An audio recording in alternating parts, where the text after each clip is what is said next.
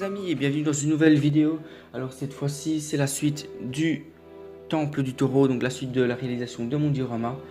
Voilà, donc on va passer à ça tout de suite. Juste avant, je dois vous dire, non, je ne me suis pas blessé. Et quand on va voir ce diorama, bon, il n'est pas fini à 100%, d'accord. Il y a encore des débris qui doivent être placés, il y a encore des trucs qui doivent être finalisés à droite à gauche. Mais tout ça, comme je l'ai dit, c'est ce qui doit être fait à la fin. Voilà. Donc on va la jouer à la cool, on va pas se prendre la tête, on va être tranquille, voilà, on va bien s'amuser et on va pas se prendre la tête, voilà. Allez, c'est parti, on y va. Donc avec le diorama, donc juste le sol, hein, donc comme vous avez pu le voir dans le titre, aujourd'hui on ne parlera que du sol. Donc une base de 5 mm, voilà. Vous allez comprendre pourquoi après, je vous expliquerai tout en détail. Donc comme c'est assez vide, donc désolé mais il est quand même assez grand, donc je peux pas vraiment vous prendre tout, hein. Vous prendre tout dans le champ, donc désolé. Donc le champ de vision est quand même assez vide, assez plat, donc pour l'instant en tout cas. Donc j'ai essayé de meubler un petit peu avec ce que j'avais. Alors j'ai mis un petit Seiya, voilà, en tenue civile avec la Pandora Box et le petit Pégase. Donc si vous paraît sale, désolé. Mais l'ancien propriétaire de ceci n'a pas du tout fait attention. Même tout le contraire. Je sais pas si c'est normal. Mais regardez un petit peu. Je sais pas si vous voyez. Mais ici on a vraiment les ailes qui sont absolument griffées. Voilà. Donc je l'ai reçu comme ça. Bon, tant pis. C'est rien. Ça ne se voit pas forcément. Mais voilà. Alors donc voilà. J'ai mis des petites notes sur ma feuille. Histoire de pas me perdre, hein, parce qu'il y a quand même beaucoup à dire. Alors on va parler de tout ce qui est sur ce diorama, donc comment c'est fait, etc., etc. Vous allez voir, ça va être bien. Tout d'abord, on va déjà passer au matériel que j'ai utilisé pour réaliser juste ça, d'accord. Il faut savoir que ça m'a pris 2h30, d'accord, juste pour faire tout ça, pour faire juste les dalles. Faire les dalles, ça m'a pris 2 heures, voilà. Juste pour vous donner un exemple, donc je pense que vous comprenez pourquoi je vous filme pas ça maintenant, mais vous allez voir, je vais vous filmer un petit passage après, ça va être sympa. Alors déjà pour commencer, hein, bien évidemment, il nous faut du poli, hein. Je pense que c'est tout à fait normal, hein. Mais il nous faut aussi donc un cutter. Donc un cutter, moi personnellement j'utilise 2 cutters. Donc ici on a un cutter assez simple, voilà, avec une grande lame, hein. Alors on peut utiliser des cutters comme ça, ou des cutters avec des lames beaucoup plus épaisses. J'utilise aussi avec des lames beaucoup plus épaisses, hein. Donc voilà, j'ai un peu tous les cutters, donc ça y a pas de souci. Ce cutter-ci, c'est vraiment pour tout ce qui est petites fissures ou petits débris. Donc voilà, un cutter qui a été acheté à Action. Voilà, je pense qu'il n'y a pas besoin de chercher plus loin. Acheté à Action environ 2 €. Ce qui est bien avec ça, c'est que c'est fourni avec des lames. Regardez ici, on a un petit bouton. Voilà, vous appuyez et vous enlevez et vous avez vos lames ici. Voilà, je pense qu'on a à peu près peut-être 8 lames, 6 lames, je sais pas. Bon, on a déjà un bon stock de lames, hein, donc ça, il n'y a pas de souci. Ensuite, on recharge. Donc voilà, rien de plus simple, rien de plus compliqué. Ici, même chose, hein. Donc voilà, vous avez un stock de lames, pardon. Je confonds les lames et les larmes. Ok, d'accord. Alors ici, donc une lame qui est assez usée, donc petite anecdote aussi que je vais vous raconter après à propos de ces lames, à propos des lames, pardon. Ouais, donc il va falloir que je me procure d'autres lames parce qu'elles commencent un petit peu à être en fin de vie, hein. Ensuite, 1 mètre, voilà, 1 mètre, ce qu'il y a de plus simple, voilà, je pense que vous avez tous ça à la maison. Voilà, très honnêtement, je connais pas le prix, mais voilà, je pense que tout le monde en a à la maison. Un crayon, bien évidemment, donc 1 mètre et un crayon pour tracer vos mesures. Ça aussi, je pense que vous en avez tous un. Ensuite, le poli, donc pour parler du prix du poli, voilà. Le poli, il faut savoir que son prix varie selon les mesures, donc ça va bien évidemment de 2 à 10 cm maximum, je crois. Je sais pas s'il y a plus que 10 cm. Dites-moi vraiment pour ceux qui s'y connaissent. Mais il y a aussi le dépron. Donc le dépron, c'est un très très fin polystyrène d'environ 5 à 10 mm. Donc, ce qui est pas mal pour faire vos ornements, etc. etc. Voilà, c'est vraiment bien pour tout ce qui est très très fin. Celui-là, très honnêtement, je me souviens pas du prix. Je pense qu'une plaque de 2 cm, ça coûte environ entre 1,50 € et 2 €. Une plaque de 2 mètres carrés, voilà, je pense que c'est nickel. Je pense que c'est pas très cher, voilà. Pour le prix auquel vous vendez après un diorama, c'est pas du tout très cher, quoi. Vous récupérez vite fait votre prix.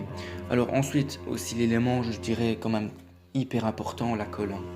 Voilà, donc la colle que je vais mettre ici derrière, voilà, pour que vous voyez bien. Donc la colle Pattex, très bonne colle, très très bonne colle. Je me souviens pas du prix. Attendez, je vais voir ça vite sur le papier.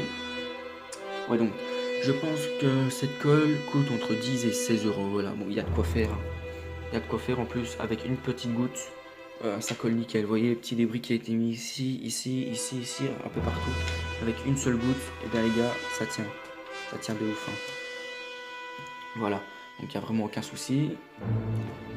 Ensuite, pour tout ce qui est texturage. Voilà, vous avez dû entendre dans ma dernière vidéo que j'ai parlé du texturage moyen. Texturage moyen, faible et élevé. Donc moi j'utilise cette pierre. Donc faites pas attention au jaune. Un jour j'ai fait l'erreur de vouloir texturer des dalles déjà peintes. Voilà. Ça finit à la poubelle, bien évidemment. Donc voilà, une pierre ronde. Voilà, on dirait une petite météorite. J'aime bien parce qu'il y a plein de petits cratères. Vous allez voir après les effets que ça donne. Donc j'utilise cette pierre pour les effets de texturage moyen et faible. Donc faible et moyen. Et cette pierre ici, vous pouvez voir qu'elle est déjà beaucoup plus brute, on va dire. Donc elle fait des effets beaucoup plus profonds. Donc bien évidemment, une texture plutôt élevée. Alors ensuite, on va parler de quoi? On va parler bien évidemment... Alors, qu'est-ce que c'est? Oui, donc... Maintenant, on aura aussi besoin d'un tapis de découpage, bien évidemment. Alors, moi, j'utilise ça. Voilà, je pense que vous allez reconnaître très vite. Voilà. Vous connaissez c'est quoi, hein, je pense. C'est ce qu'on a derrière les blocs de dessin. Vous voyez, un carton assez épais en fait. Vraiment très épais, voilà. J'arrive pas à très bien vous présenter tout ça, mais voilà, c'est très épais, c'est très bien. Franchement, c'est très solide. Sachant qu'un tapis de découpage coûte environ 20 €. Voilà, moi j'ai ça et personnellement, c'est un truc pardon, qu'on trouve vraiment partout. Hein. Ensuite, les cailloux, et donc j'avais oublié de vous dire, les cailloux, pas besoin de les acheter, vous les trouvez dans une forêt ou peut-être même dans votre jardin. Je pense que voilà, hein, je pense que tout le monde a des cailloux chez soi. Maintenant, j'utilise aussi des petits cailloux comme ça, voilà, pour tout ce qui est petits débris, pour pas mettre trop de poids sur les petits cailloux, voilà. Alors pour ce qui est maintenant, alors des textures, j'ai parlé, les débris. Ici, donc, on a plusieurs débris à l'avant. Donc, pourquoi ils sont majoritairement à l'avant et pas à l'arrière? Tout simplement parce que les débris arrière viendront une fois qu'il y aura le mur, en fait. Voilà. Donc, je vais déposer des petits débris vraiment très très fins sur le mur, un peu par terre. Voilà, vous verrez. Il y aura aussi un peu de plâtre broyé. Ça va être sympa. Donc ici, on a un peu tout ce qui est fissure. Qui est débris, petits cailloux, voilà. J'aime beaucoup faire ce genre de débris. Voilà, j'aime beaucoup faire ça. Ici, on peut voir qu'on a les carrelages complètement défoncés. Donc moi je joue pas trop sur le côté un peu ruine parce que j'aime bien quand c'est fait un petit peu, mais quand c'est trop, je suis pas forcément fan. Voilà. On peut voir également que les dalles ont des épaisseurs différentes, tout simplement parce que c'est un petit effet naturel que j'aime beaucoup donner à mes décors, sachant que c'est un temple. Le temple, vous pouvez le faire comme vous voulez, vous pouvez le faire intact, vraiment tout neuf, ou alors un peu avec un peu de vécu comme ici, ou vraiment en ruine. D'ailleurs, un abonné m'a dit, enfin un abonné, oui, je pense que c'est un abonné, m'a mis un commentaire comme quoi lui réalisait également un temple du taureau, mais cette fois-ci en ruine, en format d'étolfe. Eh bien, très franchement, je vais pas dire j'ai hâte de voir parce que je sais pas si tu as une chaîne YouTube. C'est dommage que tu en as pas une pour nous le présenter. Mais si tu nous le fais, j'irai m'abonner, j'irai voir. Ce serait vraiment sympa. Voilà, donc je t'invite vraiment soit à nous montrer ça sur YouTube, soit à m'ajouter sur Facebook. Voilà. Alors ensuite, pour ce qui est des fissures, donc on va passer déjà à la petite démonstration. Donc j'ai ici des petites dalles. Vous voyez, j'ai fait des petites dalles. Bon, regardez pas les mesures, c'est vraiment de démonstration. Et ici j'ai un petit bloc. J'ai un petit bloc qui va me permettre. Donc vous voyez ici, ça c'est ce qu'on a avec le poli. On a plusieurs polis. On a du poli orange, on a du poli blanc, on a du poli violet comme ici, et on a du poli jaune, je crois. Alors ici, sur ce poli, on a un petit effet plastique ici qu'il faut enlever. Pour moi personnellement, vous voyez, je prends mon cutter et je coupe vraiment la fine pellicule de plastique qui est. Je me fais pas chier, je sais pas vraiment comment on fait pour enlever ce plastique. Parce qu'il colle très fort. Alors ensuite, donc je vais vous montrer un peu le texturage, comment moi je procède, donc différentes techniques de texturage, différentes techniques de fissures, différentes techniques de cassure ici comme vous pouvez voir sur les bords des dalles. Voilà. Voilà, on va voir ça ensemble en vidéo tout de suite. Voilà, c'est parti les amis, let's go. J'espère que vous verrez bien. Donc c'est vraiment nouveau pour moi, donc voilà. Donc d'abord moi ce que je fais, c'est que je passe au texturage. Voilà, d'abord pour moi c'est le texturage. Alors on va faire ça ensemble. Je vais ici sur cette dalle faire une texture très légère. Voilà, donc, je prends mon caillou et je le roule pas très fort à quelques endroits. Voilà. À quelques endroits, pas partout. Donc ici vous pouvez voir, voilà, ici on voit bien, on a des textures mais pas partout. Voilà, pour moi ça c'est mon texturage léger. Maintenant texturage moyen. Alors cette fois-ci je fais pareil mais partout. Voilà, totalement partout. Et vous voyez que grâce au cratère on a des petits ronds ici qui se forment, qui sont vraiment très sympas. Voilà. Et pour ce qui est des texturages maintenant très élevés, alors je viens prendre ce caillou-ci, voilà, celui-là. Et je viens faire pareil, voilà, tout simplement. D'ailleurs, on peut voir qu'il est tellement fort que ça accroche. Alors ici, on a donc maintenant, vous voyez, on a ici la différence entre un moyen, un fort et un léger. Ça sera peut-être mieux comme ça. Voilà. Léger à droite, moyen au milieu et fort à la gauche. Bon, bien évidemment, je laisse pas ça ainsi. Vous pouvez voir que ça reste quand même assez lisse. Donc ce que je viens faire, c'est que je viens repasser avec mon caillou.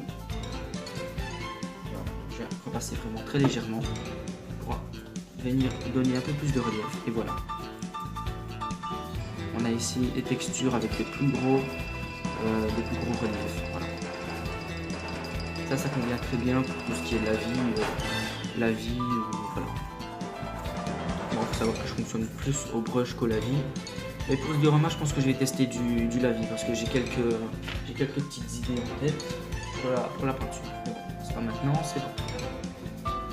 Ensuite, je passe aux fissures. Donc les fissures, alors ce qu'on va faire, première technique, je vais vous montrer. Je prends ce cutter. Là, c'est parti. Et je viens un peu faire ma découpe, voilà, comme vous voulez. Vous la faites comme vous voulez, tout simplement, ça c'est à votre guise, mais en tremblotant, voilà. Vous faites un petit peu comme ça, vous voyez. Vous avez un peu de l'arthrose, voilà, je sais pas trop comment ça se met, et vous faites ça, voilà. Vous tremblotez un petit peu, et voilà, vous tournez un petit peu comme ça, et là vous avez une petite fissure, vous pouvez voir. Mais ce que je viens faire, c'est écarter encore un petit peu les parois avec le cutter, voilà.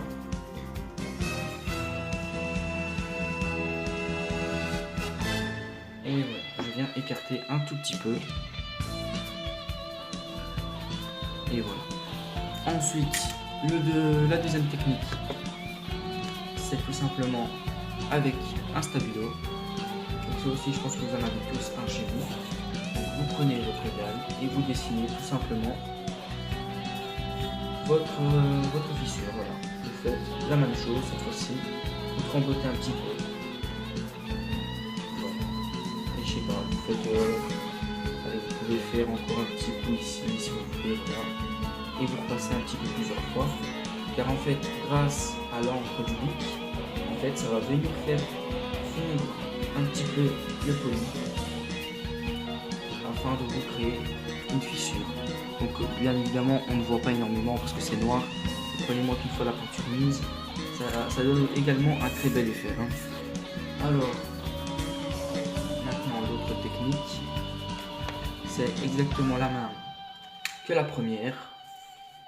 Vous venez faire la même chose, voilà, avec bon allez, on va aller un peu de ce côté là, voilà. Si vous voulez, vous pouvez très bien également enlever un petit morceau à ce niveau là, voilà. Ensuite, vous venez prendre votre crayon et vous venez tout simplement repasser dans les fentes qui ont été faites. Je ne sais pas si vous voyez, hein, désolé. Mais moi, c'est pas une solution que je recommande. Vous allez voir pourquoi.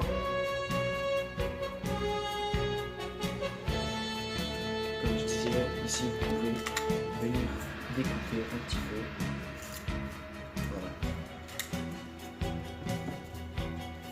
Voilà, donc moi ça c'est pas une solution que je recommande. Pourquoi? Parce que on va voir la première et la deuxième technique. Donc ici la première, ici la deuxième. On a sur la première vraiment tout simplement une fissure, voilà. Et là on a une fissure mais beaucoup plus arrondie, un truc que j'aime beaucoup moins. Voilà, c'est plus lisse ici et ici c'est plus, on va dire plus agressif, plus ça fait c'est une fissure tout simplement, voilà. Donc cette fissure là personnellement moi je vous la recommande pas, je vous recommande plutôt ces deux là, donc avec le stabilo ou on va l'appeler la tremblote, voilà, la tremblote simple, voilà, tout simplement. Ensuite, alors pour ce qui est des dalles, ça je vais vous mettre quelques photos d'étape par étape parce que pour les dalles c'est assez compliqué là en ce moment. Donc ce qu'on va faire maintenant, ce sont les débris, donc avec ceci. Avec ça, je vais vous faire un petit débris, donc comme celui que j'aime faire très souvent. Donc, comme je vous dis, je viens découper ici la fine lamelle, voilà, et voilà comment c'est. Alors ensuite, ce que je viens faire, c'est que je viens découper la moitié. Et bien évidemment, ça c'est chacun ses mesures. Moi, ça c'est mes mesures. Donc voilà. Ensuite, je viens découper comme ceci, pas très profond. Faites très attention avec vos lames. Alors, je vais encore tendre. Comme je disais, donc faites très attention avec vos lames. Si vous êtes des enfants, voilà, je sais pas, je pense pas qu'il y ait des enfants qui me regardent, mais bon, on sait jamais, hein, il vaut mieux prévenir que guérir, comme on dit. Alors ensuite, faites très attention avec vos lames, très dangereux. Je me suis déjà coupé très gravement, on va dire. Voilà, j'ai une cicatrice. Je vous la montrerai dans une prochaine vidéo parce que là, elle est à ce niveau-là en fait. Voilà, elle est à ce niveau-là, au niveau de l'avant-bras. Bon, je vais pas enlever mon pull pour pas l'élargir un petit peu. Je vous montrerai ça quand j'aurai un t-shirt sur une prochaine vidéo. et je vous expliquerai comment ça s'est passé. Donc ici on a un peu ce que on retrouve sur mon diorama. Bon, c'est pas fini, vous ne faites pas. Alors, pour faire des petites cassures, moi ce que je viens aussi faire, c'est avec une petite pince, vous prenez et vous arrachez, voilà, hop, ça dégage, et voilà.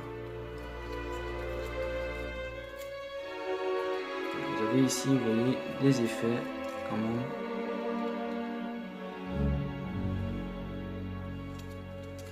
Assez bien réalisé. Ensuite, je vais encore découper un tout petit peu. Pas très profond, encore moins profond qu'avant. Et voilà. Bon, c'est très difficile à expliquer, les gars. C'est pas du tout facile de se concentrer sur ce qu'on fait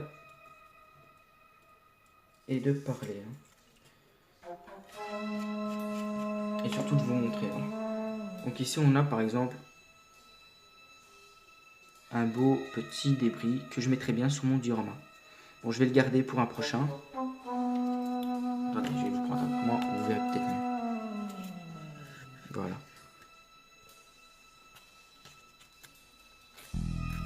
Donc bien évidemment, bon, c'est sale, hein. C'est tout à fait normal. Voilà, vous voyez un peu ce que ça fait. C'est très sympa.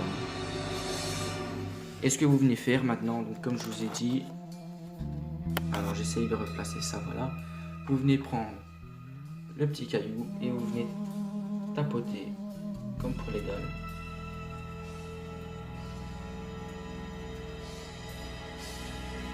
Et voilà. Vous n'avez plus qu'à coller ça comme ceci. Voilà. Donc ici, je vais vous remettre donc les modèles. Donc on dégage un peu tout ce qui est petite saleté, parce que là, ça fait beaucoup de saleté. Donc on a la première dalle, la deuxième dalle, la troisième dalle, le petit débris. Bon, les cailloux, ça, je pense que vous savez faire, hein. C'est vraiment des petits morceaux, regardez. Avec ça, vous savez faire vraiment des petits morceaux. C'est très sympa. Donc, la première technique, au milieu. Attendez, vous savez quoi, je vais faire ça. Voilà. La première. La deuxième, avec le stabilo. Et la troisième, avec donc également la petite tremblote, mais avec le crayon. Voilà. Et ici, donc, le petit débris. Ah. Le petit débris. Voilà. Donc maintenant, ce qu'on peut faire aussi pour rajouter l'effet détruit de ces dalles, c'est tout simplement, encore une petite pince, je viens prendre ma dalle et je viens complètement déglinguer les pointes. Voilà. Je viens déglinguer cette pointe, je viens déglinguer ici cette arête et voilà.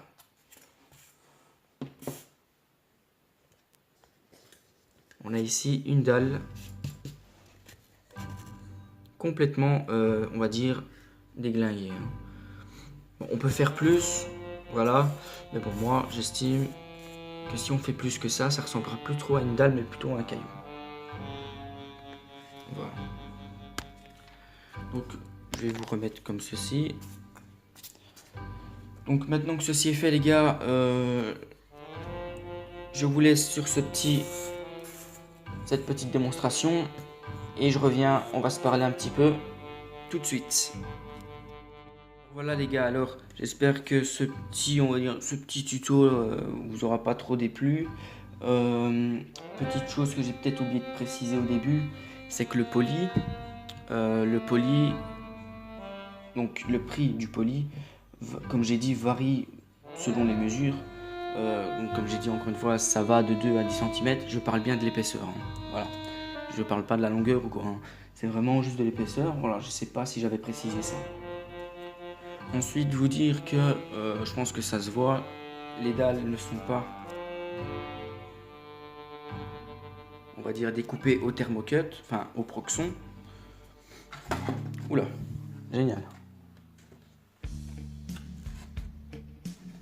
Petit remaniement de pose, génial. Voilà, on va le laisser comme ça en attendant.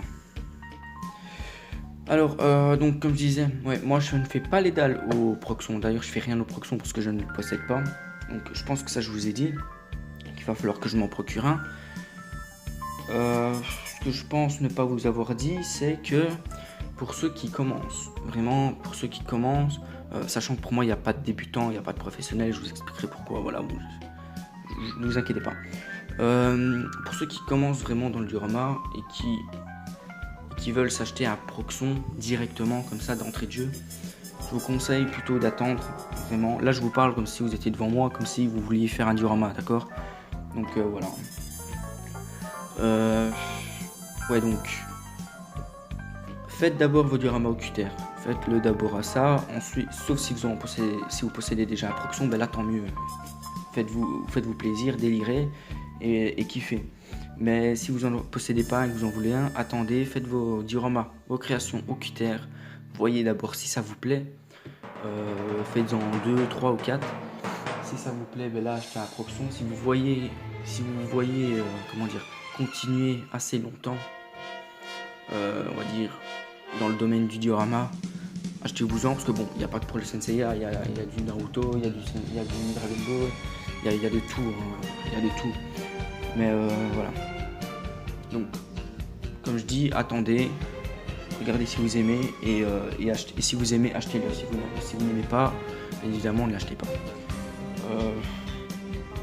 Ensuite, qu'est-ce que je devrais dire? Ouais, voilà. Donc, si vous achetez directement d'entrée de jeu un proxon, et qu'au bout de 2 ou 3, même 4 dioramas, vous en avez là, voilà, c'est dommage, quoi. C'est quand même, je pense, 100 € minimum un proxon. Juste pour 4 créations, même pas, c'est dommage. Vraiment, c'est dommage. Voilà, donc, je reviens sur ce que j'ai dit, sur le fait qu'il n'y a pas de professionnels ou de débutants dans ce domaine. Pourquoi je dis ça? Eh bien, en fait, en tout cas, c'est ma vision des choses. Hein. Maintenant, c'est mon avis. Je sais pas si vous avez le même. Dans cette passion, dans ce domaine, voilà.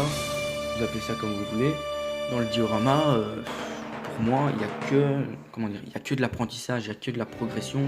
On ne peut pas régresser sur ceci. On peut peut-être stagner et encore. On stagne si on utilise toujours les mêmes techniques. Il faut toujours utiliser un petit peu des techniques différentes.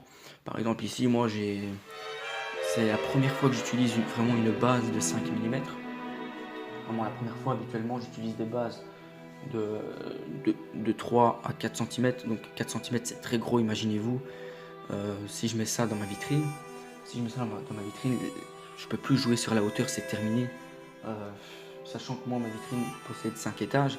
Les 3 étages, donc entre la première et la dernière, les hauteurs sont très restreintes. Et je dois vraiment jouer sur la hauteur, et c'est ce genre de base qui va me permettre de jouer sur ça. Parce que c'est clair qu'avec une base de 3 cm ou 4 grand max, je peux pas avoir une bonne hauteur du diorama, voilà. Vous comprendrez de toute façon une fois que le diorama sera terminé de quoi je parle précisément. Donc je reviens à ce que je disais. Ouais, donc beaucoup de personnes peuvent catégoriser par exemple les personnes comme Kyo, Tadashi Dio, donc Acua ou d'autres. Hein, voilà, pour moi, eux, c'est vraiment les 3 plus grands, du moins que je connaisse moi. C'est les 3 plus grands, bien sûr. Il y en a d'autres. Il y a Nicolas Gaumier qui est aussi un tueur là-dedans. C'est un truc de dingue. Pour moi, Tadashi, Acua et Kyo, pour moi c'est des dieux. Voilà, c'est des dieux dans le domaine du diorama, c'est des dieux, et ce ne sont pas des professionnels pour autant, ce que je pense. Hein. Je pense qu'ils peuvent aussi s'améliorer au fur et à mesure qu'ils progressent dans leur création, tout simplement. Et je pense que vous serez aussi d'accord avec moi. Hein. Stagner, ça n'existe pas. C'est soit dans ce domaine-là, on ne peut faire qu'avancer, tout simplement. On ne peut pas stagner, on ne peut pas régresser. Et pour moi, ouais, voilà, c'est les trois plus grands, c'est les trois qui inspirent, je pense, maintenant le plus de diorameurs, on va dire, qui commencent, ou même qui ont commencé déjà un bon petit moment. Je pense qu'il y a beaucoup d'inspirations qui viennent de ces trois dieux, hein. J'exagère un petit peu, mais bon, vous comprenez ce que je veux dire, hein. Ils font des dioramas absolument magnifiques. Et ce qui est bien, c'est que chaque diorameur a vraiment son domaine. Par exemple, Tadashi, moi personnellement, je trouve, hein, je trouve qu'il gère beaucoup plus sur sur l'Asgard, voilà, j'avais oublié le nom. Donc il gère plus pour moi sur l'Asgard. Il gère aussi très bien le Sanctuaire et le Poséidon. Mais il y a un petit truc en plus sur l'Asgard. Voilà, il a un bon petit style que j'aime bien, que je kiffe même. Et ensuite on a Kyo qui gère quasiment tout, hein. Mais c'est vrai que je pense son domaine de prédilection, Kyo, c'est quand même... j'hésite entre le sanctuaire et le... Entre le sanctuaire et le Poséidon, voilà. Parce que le Poséidon, si vous avez vu ses dioramas, c'est un tueur, le gars. D'ailleurs, maintenant, il est sur un projet d'Hadès. Vraiment, le temple d'Hadès. Et je pense qu'il va déchirer également. Franchement, aucun doute là-dessus. Ensuite, on a du Acua. Acua que je vois plus beaucoup, Acua. Acua, je vois plus beaucoup, c'est bizarre. Je sais pas s'il a arrêté ou quoi. Mais lui, je le vois plus. Lui, par contre, je préfère que des créations qui viennent, par exemple, d'Elysion ou du Sanctuaire. Voilà. Je pense pas avoir vu un Asgard. Peut-être qu'il a fait un Asgard, mais dans ce cas-là... Enfin... Ouais, il a fait un... J'ai vu un Asgard sur sa page, sur son site de diorama. C'est pas que je l'aime pas trop, mais... Voilà, c'est pas... Pour un Asgard... Non, je m'emmène un peu les pinceaux, hein, désolé. Pour un Asgard, je préfère aller, par exemple, vers un Tadashi. Voilà. Ensuite, on a Nicolas Gomi qui gère à merveille, les gars, mais à merveille le Poséidon. C'est... Pour moi, voilà, il n'y a pas de mots, il gère. Il a fait un diorama d'ailleurs il n'y a pas longtemps pour un client à lui, Carlos Costa. C'est de la bombe. Franchement, c'est de la bombe. Je pense que vous l'avez vu aussi, enfin la plupart qui l'ont en a mis sur Facebook. Voilà, je pense que vous l'avez vu. Donc ensuite, bon ben voilà, je pense que j'ai fait le tour. Donc comme je dis, il n'y a pas de professionnel, il n'y a ni de débutant, il n'y a que de la progression, tout simplement, voilà. Alors sinon les gars, bon, je vais vous remontrer le matériel et les prix. Donc ici on a de la colle Patex, donc très bien, entre 10 et 16 euros, on a de quoi faire. Voilà, et puis on en a aussi également besoin pour autre chose. Voilà, une petite pointe de colle et c'est bon. On a d'ailleurs ici, si vous voyez, un petit trou. Voilà. Je vais essayer d'orienter la lampe comme ceci. Voilà. C'est un peu bizarre, mais tant pis, c'est pas grave. Donc on a un petit trou ici. Voilà, on peut même mettre en fait le capuchon dans le trou pour pas le perdre, c'est nickel. Alors ensuite, voilà. Alors ensuite on a donc le cutter ici, hein. Je vous ai dit, je crois que je l'ai acheté aux environs de 2 euros. Avec des lames. Les lames d'ailleurs, je sais pas si je vous ai dit le prix. Je pense que des lames séparées ça coûte entre 1 euro et 1,50 €. Voilà. Ici on a un cutter donc classique. Voilà, le prix je m'en souviens plus. En fait c'est un cutter que j'avais déjà à la maison. Les lames également. Une pince, voilà, une pince tout le monde a aussi. Un crayon également. En plus c'est des bons crayons, mais bon, voilà, peu importe le crayon, on s'en fout. Ici un mètre également, je pense que tout le monde l'a.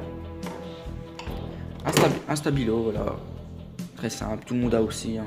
C'est vraiment en fait c'est vraiment des matériels pour l'instant que tout le monde peut avoir déjà chez soi. C'est plutôt vers après que ça va se compliquer au niveau des peintures et tout. Ah, donc les cailloux, bon bah, c'est gratuit, vous trouvez ça dans la rue. Simplement, dans la rue, dans la forêt ou dans votre jardin. Voilà.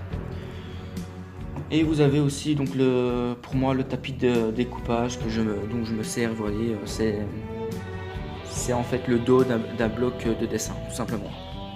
Voilà. Donc voilà les gars, désolé ça a coupé. Donc j'ai dit tous tout le matériel que j'ai utilisé pour l'instant. J'ai dit les prix, j'ai parlé, donc je regarde sur ma feuille, j'ai parlé des fissures, j'ai fait la petite démonstration, les débris, donc même chose, texture également, les dalles pareil, hein, enfin je crois, c'est des dalles donc les mêmes mesures, donc 3 de large, 5 de long, 1 cm d'épaisseur. Voilà, ouais, j'ai tout dit, c'est nickel les gars, donc juste petit point maintenant, j'aimerais que vous m'éclairez en fait, voilà, Seiya n'est pas là pour rien, en fait j'aimerais vous demander comment est Seiya en OCE, mais en version tenue civile, voilà. Parce que vous voyez qu'il a le visage OCE hein, et les cheveux également. Et je sais pas quelle couleur de pantalon, ni couleur de chaussures, ni de débardeur il a en OCE, donc en manga. Ah, donc dites-moi si vous le savez bien évidemment. Hein. Moi j'avais vu plusieurs photos, en fait c'était des photos avec les mêmes habits, les mêmes couleurs. Donc avec la tête OCE, les mêmes couleurs des vêtements. Et avec des bandes blanches aux avant-bras et aux biceps. Est-ce que c'est ça? Je pense pas, parce qu'en général ils changent toutes les couleurs. Mais voilà, peut-être que c'est ça, dites-moi. Et voilà. Sur ce les amis, j'espère que c'est comme une longue vidéo vous aura plu. J'espère que ça vous plaira. Voilà, j'espère que ça a été bien pour vous. Vous n'êtes pas trop emmerdés. Vous avez pris un bon petit temps. Voilà, on s'est pas pris la tête. Voilà, c'est pas. Je vais pas me prendre la tête. Hein, ça va être bien, ça va être cool, ça va être sympa.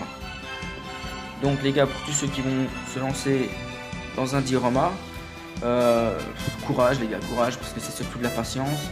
Voilà, ce qui est structure, c'est pas le plus compliqué. Ce qui est le plus compliqué, c'est la peinture.